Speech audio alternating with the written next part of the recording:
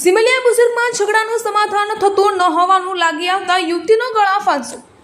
સમા પક્ષના લોકોએ પરિવાર સાથે મારામારી કર્યા બાદ પગલું ભર્યું। અંતિમવિધિ ટાણે ચુસ્ત પોલીસ બંદોબસ્ત ગોઠવાયો। દાહોદ જિલ્લાના ગરબાડા તાલુકાના સિમલિયા બુઝુર્ગ ગામમાં બે પક્ષો વચ્ચે ચાલતા ડખાનું સમાધાન થતું ન હતું। બુધવારની સાંજે થયેલી તકરાર બાદ આ બાબતથી લાગી આવતા એક યુવતી પોતાના ઘરમાં ગળા ફાંસો ખાઈને આપઘાત કરી દીધો હતો। આ બનાવ અંગે ગરબાડા પોલીસે અકસ્માતે મોત અન્વયે ગુનો દાખલ કરીને કાયદેસરના કાગળો કર્યા હતા।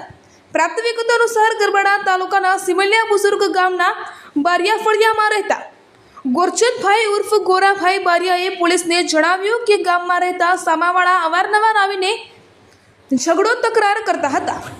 આ બાબતે સમાધાન કરતા નહોતા, જેથી તેમની 18 વર્ષીય દીકરી રિમ્પલબેન ઉર્ફ ડિમ્પલબેનને લાગી આવતા તેણે રાતના 11:15 વાગ્યાના અરસામાં ઘરમાં દુપટ્ટાથી ગળા ફાંસો ખાઈને આપઘાત કરી લીધો હતો।